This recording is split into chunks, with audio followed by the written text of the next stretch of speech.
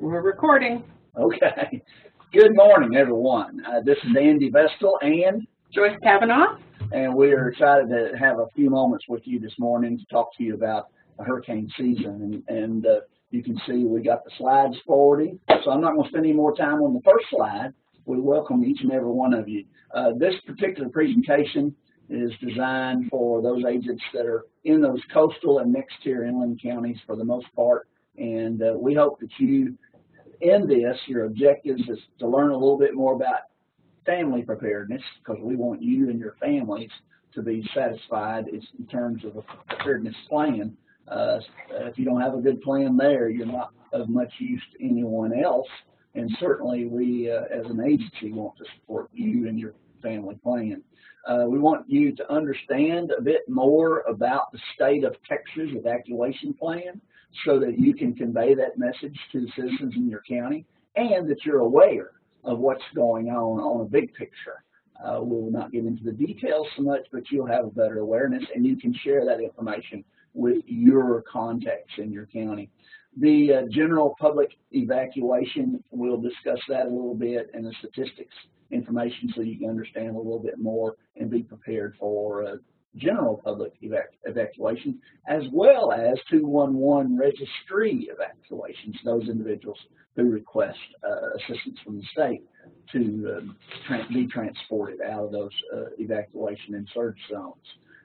The county extension agent roles and responsibilities will wrap up some about some tasks that we expect you to do, and certainly we'll make you familiar with that. And then the Hurricane Texas Eden resources, we'll mention that so that you're aware of those resources throughout the presentation as we go. Go ahead to the next slide.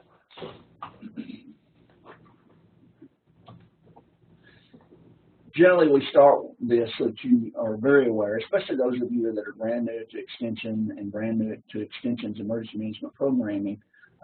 Each and every incident, whether it be a hurricane or any other kind of incident, has about 4 phases. The preparedness phase, that's what we do throughout the year. The mitigation, which would be we do demonstrations, tours, things that educate people on how to mitigate or reduce the impact of incidents such as flooding or wind or other. And then we have a role and responsibility in response. Most of our response is related to public education. But we do have a livestock response capability, and it's active right now in Brazoria County and has been for a couple of weeks with us county extension agent strike team support.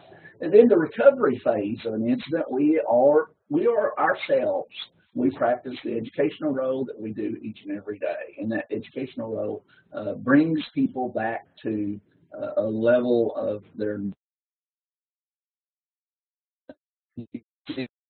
party and then the family. Those priorities are be prepared. And the second priority is certainly anything related to recovery actions, the educational role, and our delegated response capabilities to having your just go. We have the county judge request a county agent to set up and that's the Red Cross and South not get to them before helper. We're in that business. We're not in business. Sometimes Salvation Red Cross take them time to ramp up, and I happened at afternoon. I did years ago, and Swisher County SDS agent was asked by the county judge to set up for a church or first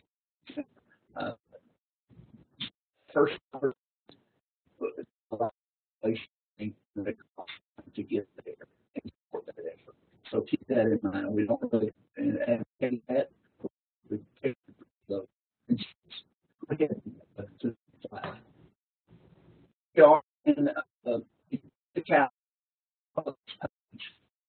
in the first week or 2 weeks, and you can see per take place in June and in July. Peaking in August through October. So you are in the peak period, but we are in a period whereby tropical storm they're they feel protected. And a lot of state recently rises states.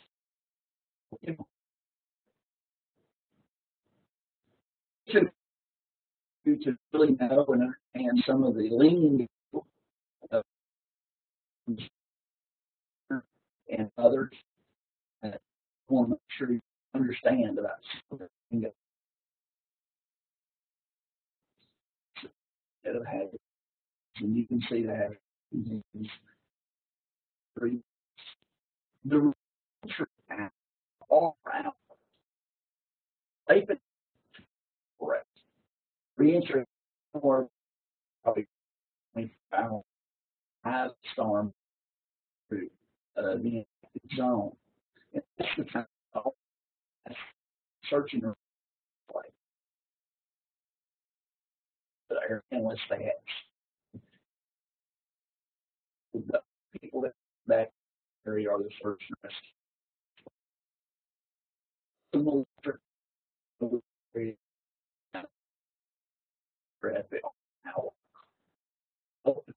Hours so population generally 10 hours or hour. So population and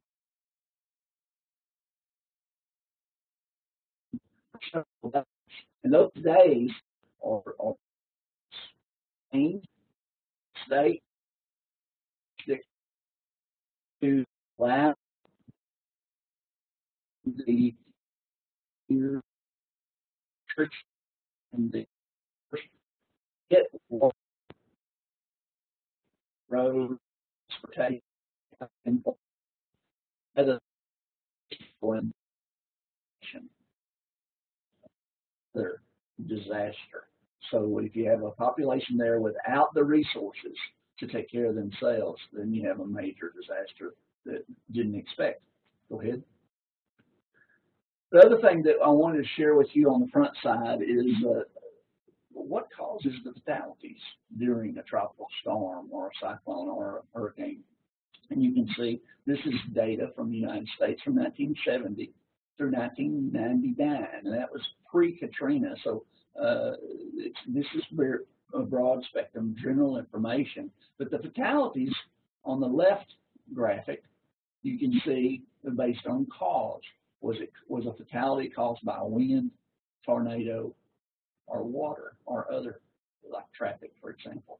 So a significant number of the fatalities are caused by water in the surge and or flooding. Fatalities based on location is another important message that you and your citizens should be aware of. Coastal counties, most of you all are in coastal counties, so 27% of the fatalities during this time period were caused by were in the coastal counties, whereby 62% were in the inland counties. We don't anticipate that, but certainly the inland counties are where a lot of the flooding and the wind continues as that hurricane passes through the state of Texas. Offshore, another issue to address, no doubt, that we don't have control over, neither does the state in many cases. Move forward. Okay. All right. Let's talk a bit about preparedness. And this, the next few slides that I want to talk about, really our primary goal in discussing this with you is for all of you to review your family plans as our first priority with our agents and personnel in your county. Safety and the safety of your family first and foremost. So we want to make sure you are prepared. This is information that prior to, during this period, visiting with your clients and the residents in your county. Make sure that there's and if you resources have on the Eden site, it's just as a reader or to make new text help CEAs.edu. All resources. On the public side is where you'll find majority of those resources, and then you have to remember the employee side, which you use your name and zip code of your county office to log in. Where you can find educational resource materials, some PowerPoints, some presentations, handout materials that you could use in conducting a preparedness program within your county. So just Preparedness Expected is the first publication that were produced related to preparedness.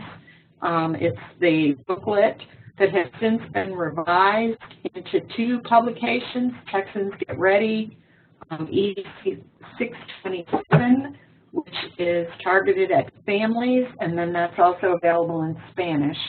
And then there is Texans Get Ready, which is farmers and ranchers, which is obviously targeted at that population.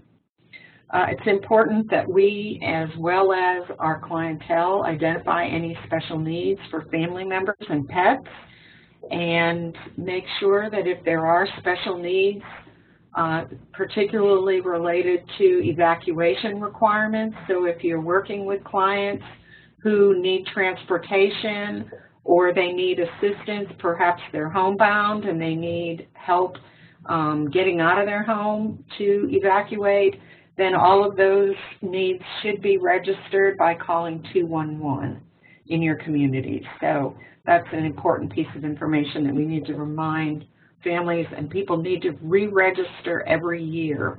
So if they called in the past, that's great for that year, but that year is gone and they'll need to call and re-register with 211 those special needs that they have.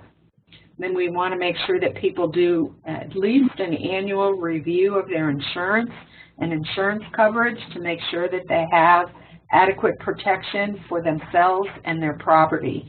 And as you probably are aware, any changes to your property insurance would not take effect if there's already a storm in the Gulf. So people need to make those changes and updates to their policies far enough in advance that they would be affected if we had a storm.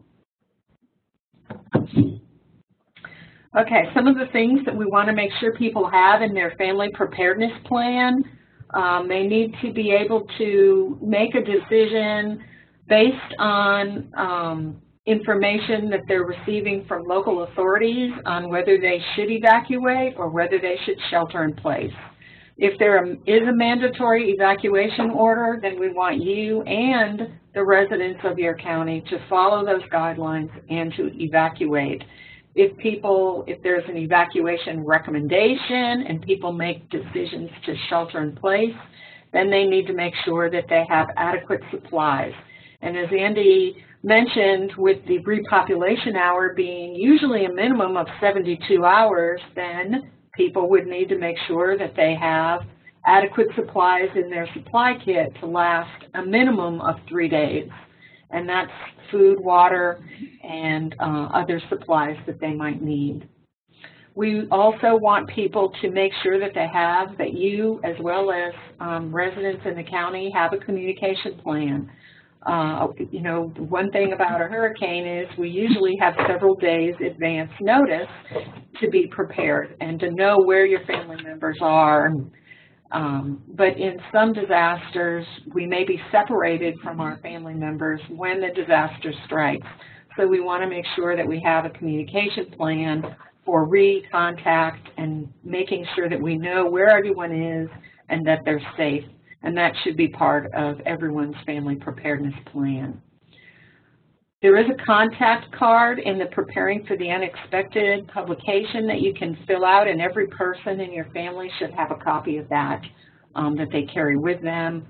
either wallets, purses, backpacks, whatever. And then, in addition to your disaster supply kit, we recommend compiling a list of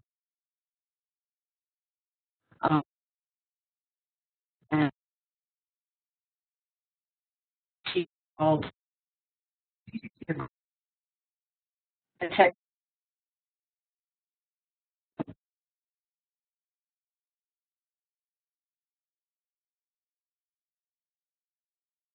and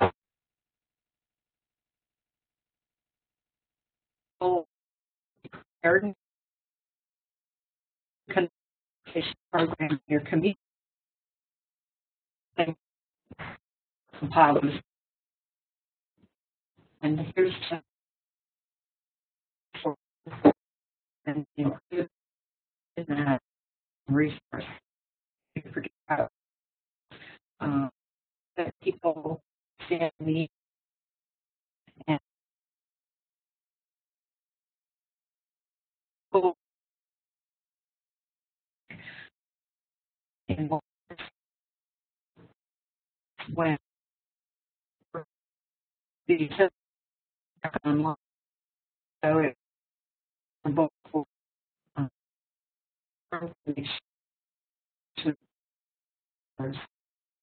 family may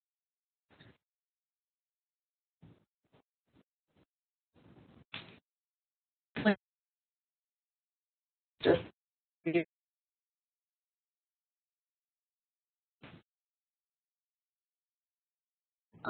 for evacuation assistance, particularly want to make sure people who don't have transportation or who have disabilities and may need assistance in evacuating from their home, not just evacuating from a a meeting point and getting on a bus, but some people actually need assistance getting out of their homes, that they do register with 211, and they must register at least 72 hours prior to a storm. So this is usually recommend that people know they're going to need that assistance, register prior to the onset of hurricane season, and maybe every day or every first that call to team.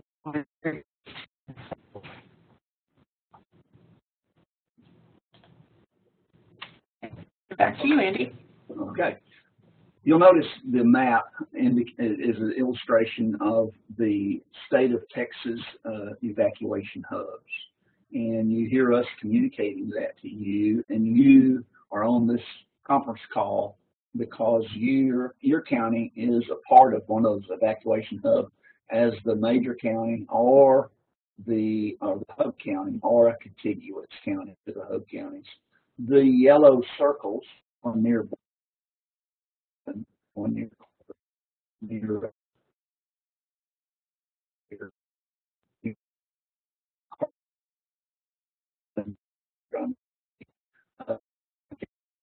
those are the hub evacuations brings in county manage evacuation. Get all these evacuation her react her film for training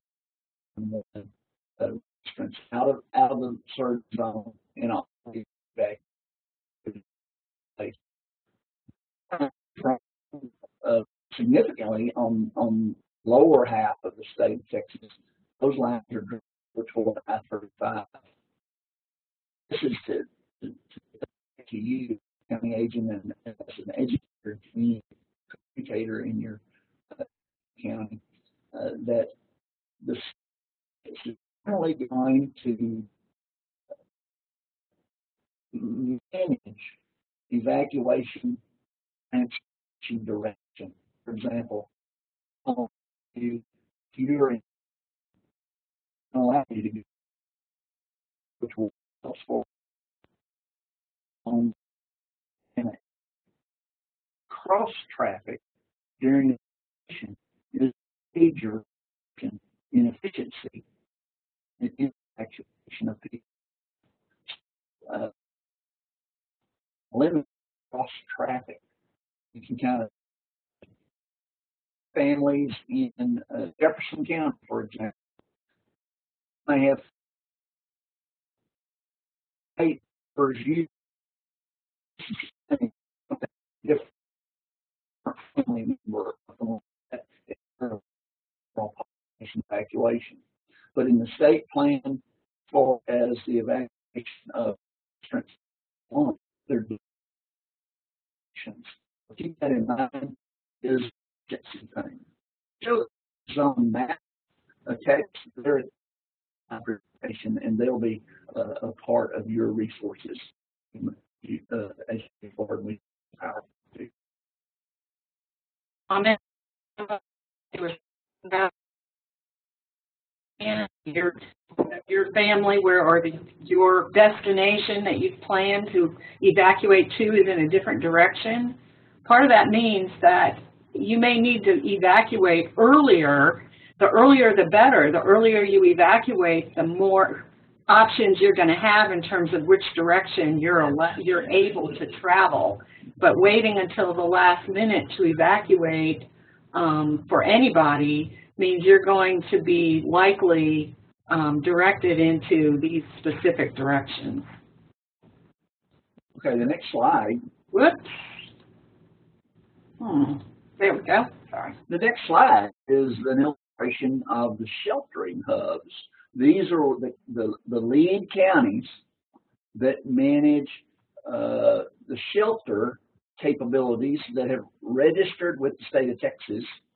And when they register with the state of Texas, the Texas Division of Emergency Management, Texas Division of Emergency Management will provide security, they'll provide personnel, they'll provide food and water and cots and all of that resource for those shelters. Many sheltering facilities, such as community centers, athletic facilities, even churches, have registered with the state of Texas because the state provides significant resources for them. Other communities, for example, my church here in Bryan-College Station has chosen not to register with the state. They're going to provide those resources. They're going to provide security. They're going to provide food. They're going to provide their own cots, their own activities for children, for example, at that shelter. And the reason why they chose to do that and why you and your communities, or the sheltering communities, have both state sheltering resources as well as locally managed is because some of the local managed ones determine we want to have more control over the population that we have inside of our states.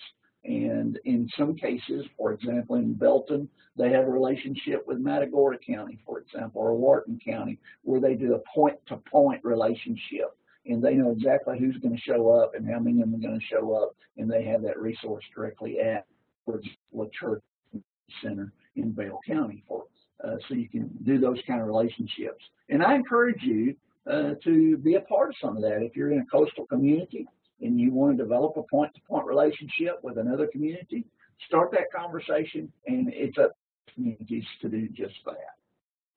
Next slide.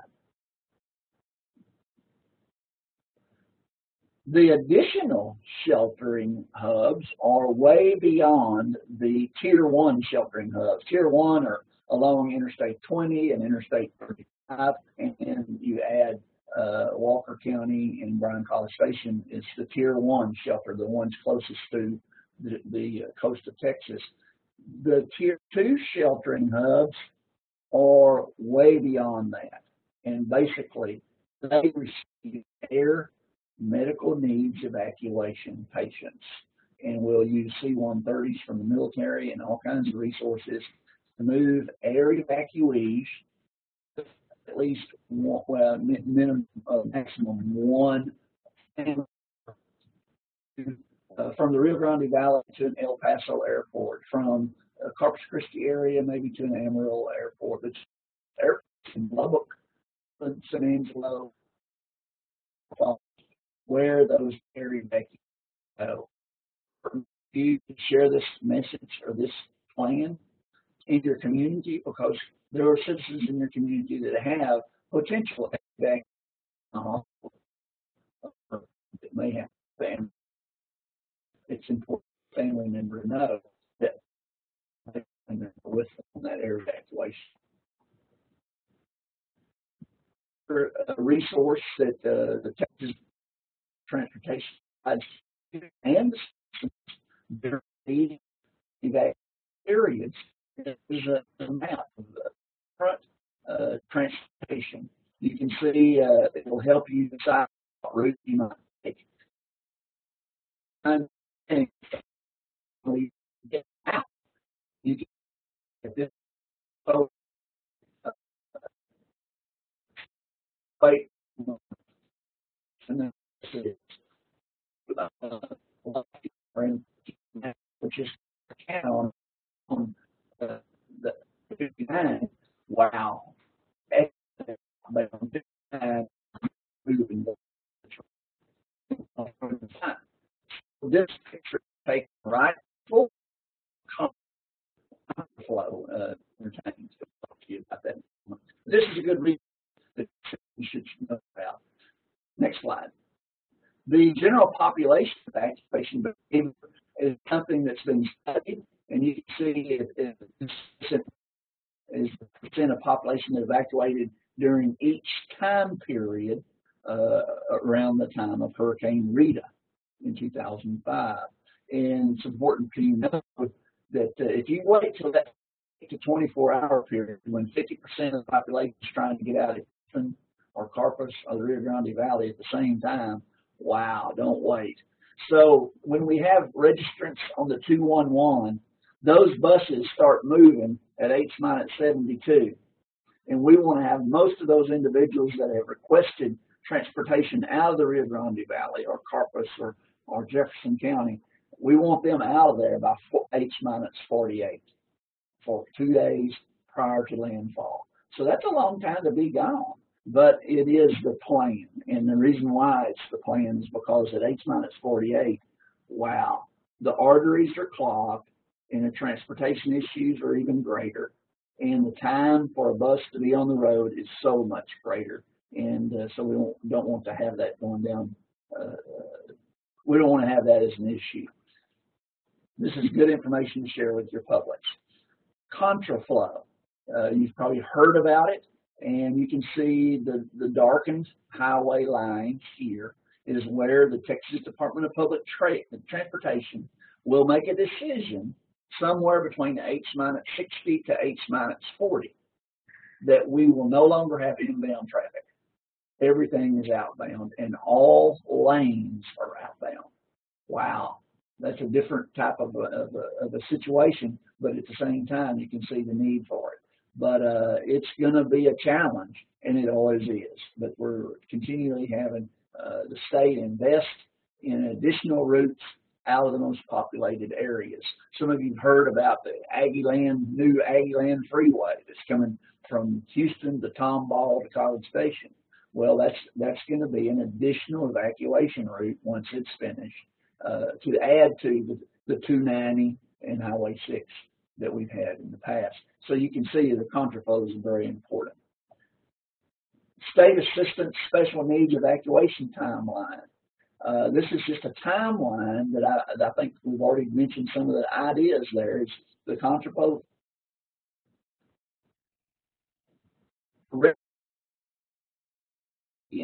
For example, it's sitting on all of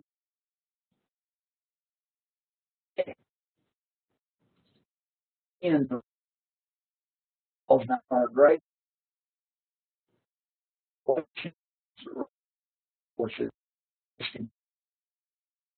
evacuate. So, 30 miles an hour. You know, one of the first out of the sick. You do state force one or when you therapy.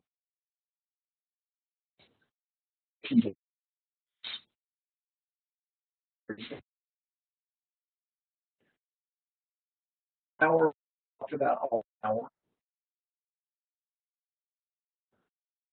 is not the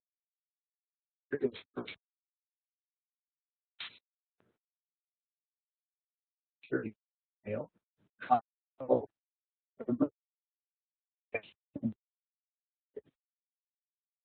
With your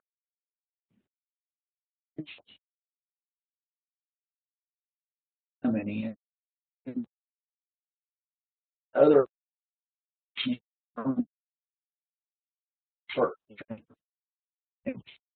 people plus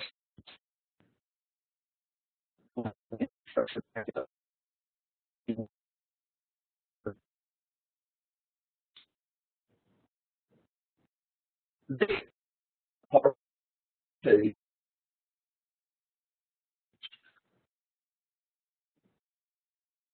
we have songs just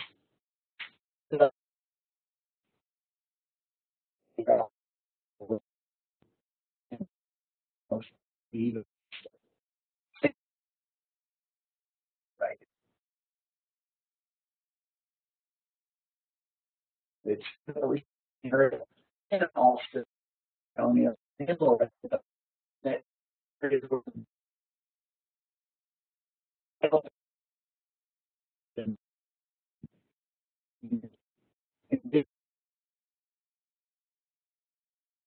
maybe top was spring break trip on the cross or parts. And the military without the hub, I see our planet not that hub anywhere and they have cracks 3,000 commercials to the number of carried each would come to the hub in Arlington and the local community volunteer and other resources in the community will pick up those informants, take them and then come to then this is one looks like for the graphic. And I just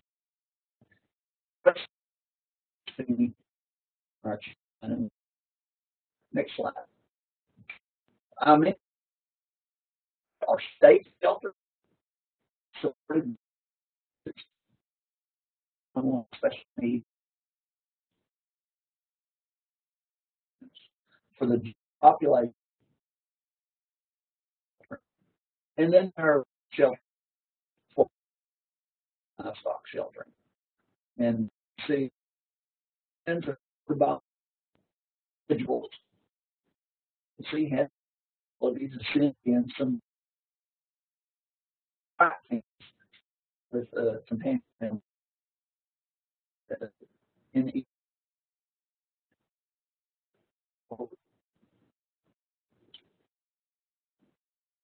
I'll let you go, Joe. Sure. State.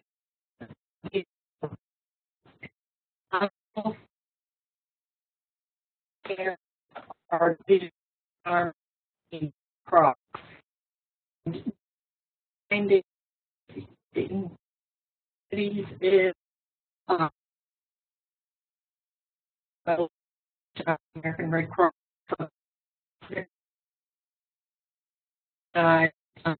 BOAC or volunteer active ambassadors, kind of like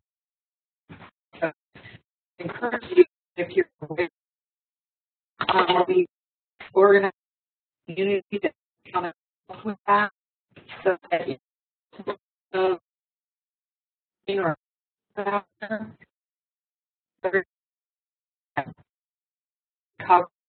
Going to involve people the state or the state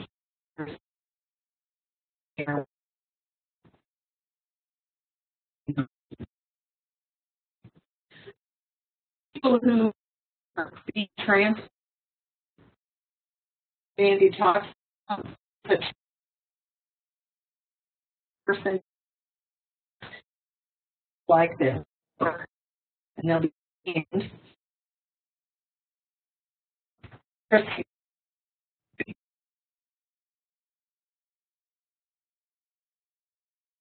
And bring it out.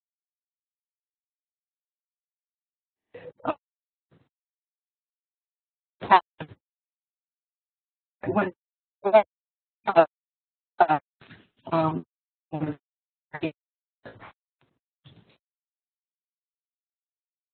transfer tracking are that families are not separated,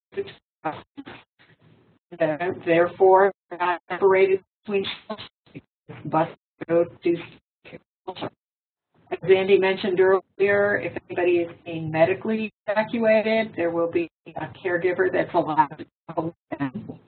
And a medication, equipment, everything is tagged along with it. The family is being transported with companion animals. The animal is tagged that family unit, so companion animal not separated.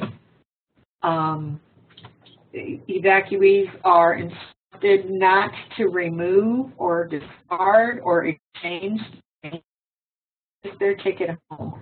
So if somebody doesn't have their name to get on the bus to go back home, then that's going to cause problems in their ability to be transported home. Joyce, can I add something? Sure. On that slide? Just so you'll have a general awareness of it. The last time that I checked with the Texas Division of Emergency Management, the Rio Grande Valley, we had right at 130,000 211 registrants. You can see why we have buses in volume. In the Houston area, we have about somewhere in the neighborhood of 20 to 30,000 211 registrants. So there's we have a different kind of population in the Rio Grande Valley. People may not have transportation significantly greater than even Houston, even though the population is much greater in Houston. So it gives you some idea that there's a lot of people that need help from the state to evacuate with transportation. Go ahead. Okay. In addition to the shelters that are in the state plan, there's a large need for local shelters. And who are evacuating don't end up at the shelters as people who are being transported on those buses. The buses go to those shelters who are in themselves and their family are relying on local shelters that will be provided in those sheltering areas. So, for example, in the Bryan College Station area, we have a number of our churches who, when there's an evacuation in the Houston area, stand shelters, local shelters, so that those people who are driving their cars, when they get to Bryan College Station, and there is a checkpoint that they'll be checking in on, and then they'll be directed to the local shelter.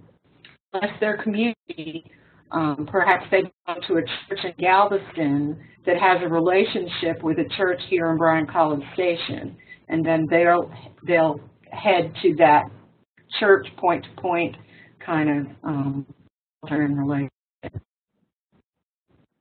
So there are local shelters in addition to the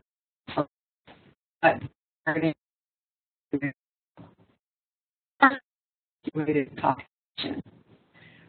There's information on both the local areas now at the local level, sometimes you'll hear this referred to as COAD for county organizations active in disaster.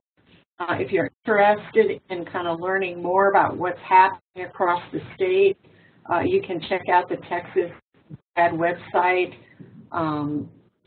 But, you know, I encourage you to kind of investigate what's happening in your local community and become involved in some of the planning coordination that's going on. I think we have ability to provide some resources to those groups, training of local volunteers, lots of possibilities within that BOAD organizational structure.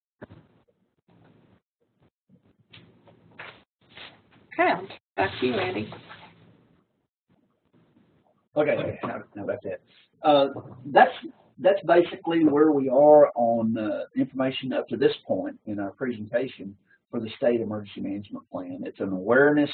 It's not something you'll use every day, but having you to be aware of that and having your citizens to be aware of what the state plan has in it is going to benefit during the crisis times. And you know that communications in crisis times is a real challenge. And for us to have some information out there with citizens so that they know what's in the plan, it's important. So we want you to focus there. So this next portion of our presentation is going to focus on what your roles as a county extension agent actually is. I will start this with this message. This is the first year we've really promoted these briefings to county extension staff, and we have quite a number of staff, your county extension office administrators participating today. We appreciate that. And another thing is we know that we have a change in county extension agents, sometimes much more rollover there than we do county extension agent administrative staff. So we know that the value is greater when we open up these trainings to your staff, and we encourage that. The EOC liaison, your county emergency operations city liaison, is your first responsibility as a county extension agent, is to make sure you have maybe your county extension office coordinator to be directly linked in to your EOC. Most of the times, more than just one of you will be linked into the EOC because some of you are linked in public information officer, others are linked in maybe animal issues or something else. But get connected with your emergency operations center through your county emergency management coordinator and county judge. So they will have actions and responses that we don't designate for you. You will respond to what they have in the plan, and you have committed in that plan at the local level. The public information, many county agents become the public information officer to support the county EMC and the county judge. And all of you can be public information officers to your landowners, to your homeowners, to your businesses, and to your families, much like you do in your job every day. So for the most part in emergency management, we're not going to place you in roles that we don't feel like you have the competency, training, because that's how you can move forward. Next slide. No, okay. The county is for animal response issues. County for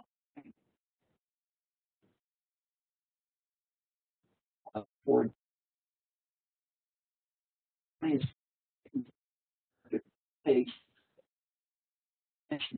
equipment, donations, will see or receipt so that and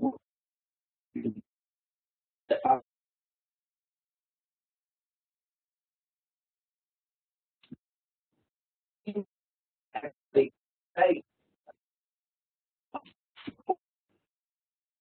on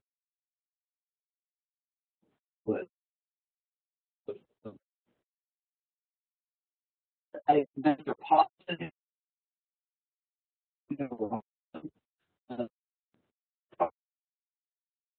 county evacuation in rural probably issues and other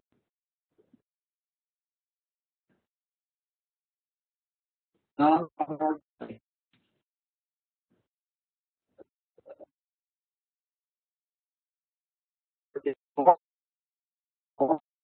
no, if you're not using it, you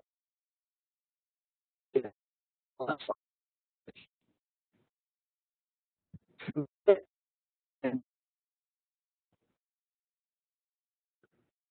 you're in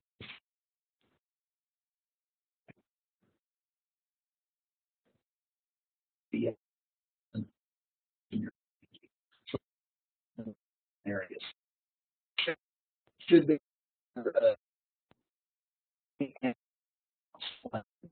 able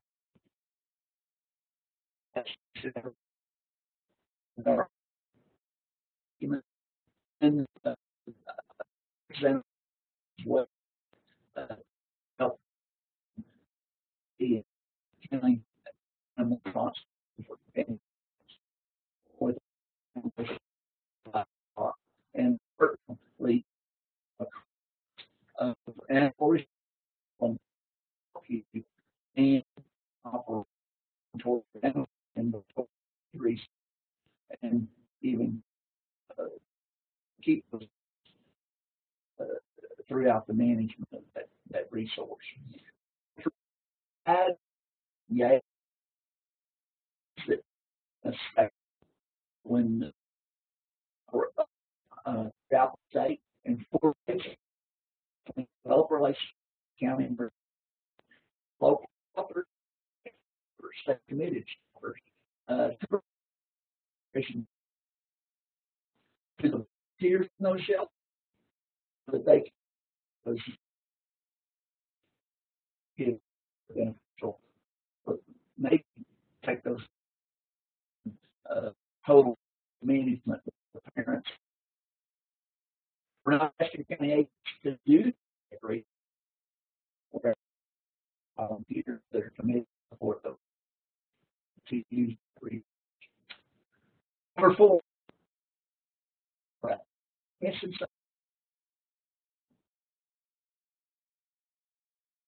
Review county and but and they have a set fund. Animal health, GA,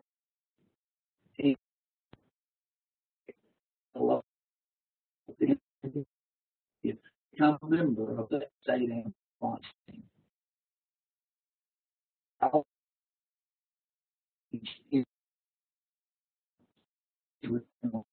Personnel.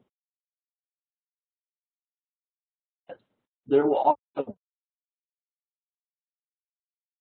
specialists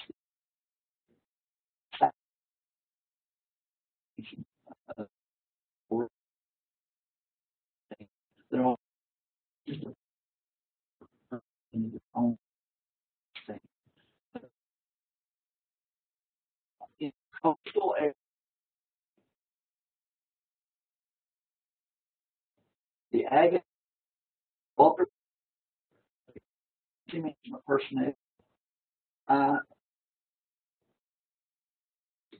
they stand up and make and that I see it. And there's located I say that point really is counter and specific not in the organizations or others take up.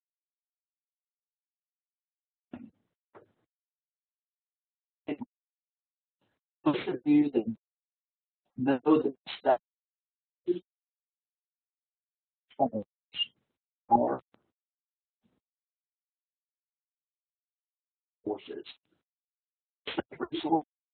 And could publications, they could an expert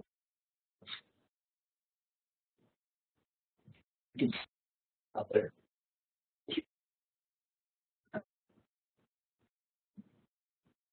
Okay.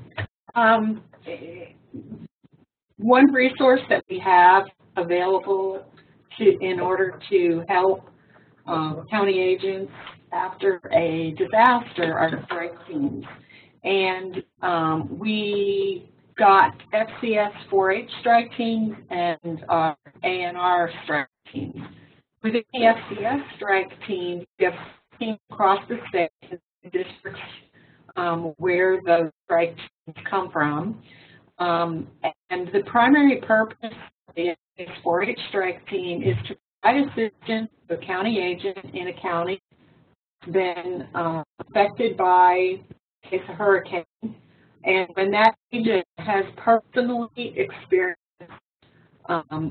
effects of that, so either their home is damaged or they've been evacuated, there's been some issue that the agent is dealing with personally, and or the event was so catastrophic that the needs are greater than what the agent can handle on his or her own.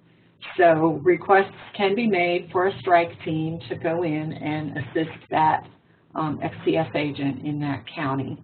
Primary purpose, the primary role, tasks that they will do when they're deployed is to implement that county's extension publications management plan. So assist in distribution of our primarily after a disaster publication, which provides people with information on how to deal with a variety of different issues. You've probably all seen that piece.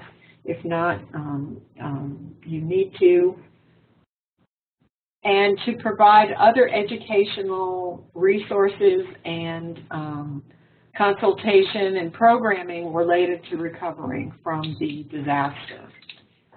We have, within that publications management plan, publications have been pre-positioned throughout districts 9, 11, and 12. And if you're not sure where your county's resources are positioned, then you can visit with your DEA.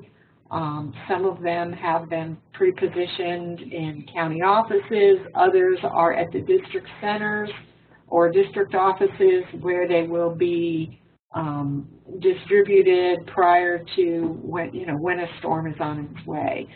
So that's primarily the role of those FCS strike teams. We've been fortunate that we've not had an event where we've had to deploy those strike teams, but we want those teams in each district to be ready if they're needed, and for agents in your counties to understand circumstances under which one of those teams could be deployed.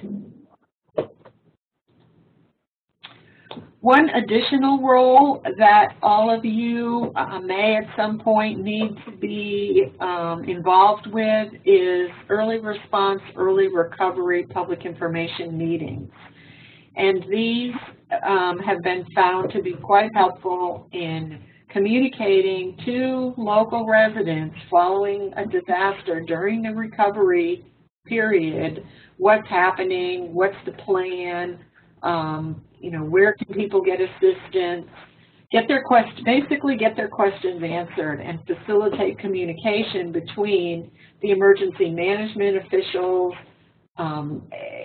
federal and state agencies, if an event becomes a federally declared disaster, so that FEMA funding and assistance becomes available, then helping people to understand how to go about getting that assistance, you know, what kind of assistance is available, etc.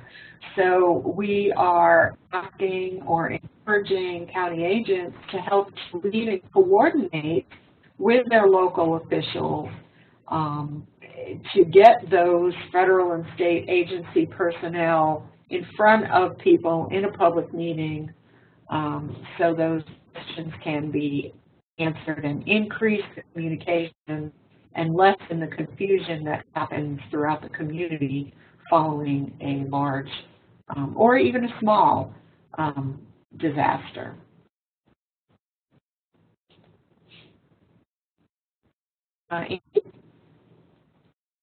Okay, I'm off mute now. County Extension Agents, Ag and Natural Resources, supported by the rest of you, may also, you automatically, as a County Extension A&R, because of our history, matter of fact, when I got an extension in the 70s, we were actually USDA employees. And I still have a part of that retirement plan, which was offered back in those days. But because of our history there, we are sustained and continue to be a part of USDA Farm Service Agency's County Emergency Board for Agricultural Disaster Assessment. Agricultural disaster assessment can lead to a USDA secretarial disaster declaration, allowing USDA, FSA, Natural Resource Conservation, and other funds, rural development, for example, to be offered as a part of the overall disaster recovery. And so that's an important element to keep in mind. But the county extension agents, we ask you to be in tune and in contact with the county director of your FSA. In some cases, that county director may be in a neighboring county, because sometimes we have FSA offices serving more than one county. And develop that relationship and be a part of supporting them to develop their disaster assessment or loss assessment report. And keep that in mind. Your responsibility on that county emergency board also is to make sure that you get the data from the loss assessment report that goes in first to me and to your county judge, and copy your district extension administrator, so that we have that all of us have the same numbers, and we can communicate those numbers consistently. Ability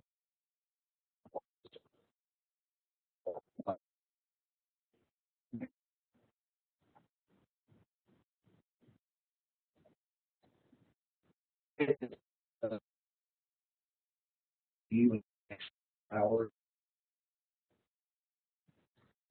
the carbon and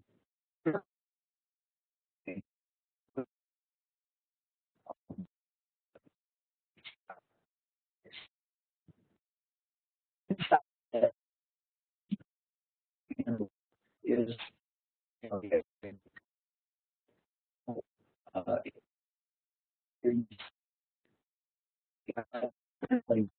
page per page of what we do the crisis has a significant today. General, but in the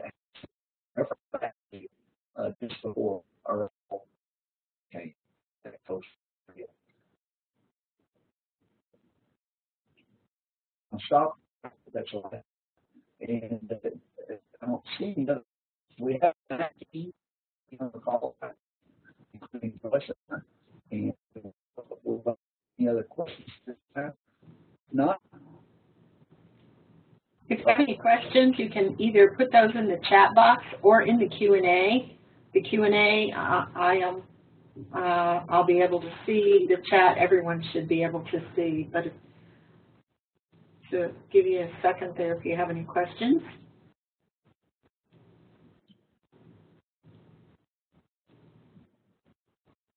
If not, we're always here. You know, and matter of fact, always means 24/7. Our phone calls come at weird times sometimes, and we're active. So keep that in mind, and we're here to support you because you're the first to know about the incident in your county, not us, oftentimes. So keep us informed. We're here to help you. We know that crisis times happen. We know your county judge is in the lead of that crisis, and you're there to support that local effort. We're there to support you. And without any more time, Joyce and I would like to say thank you to each of you, and we welcome you to give us a ring during this hurricane season to be of service to the citizens in your county. Thanks all. Goodbye.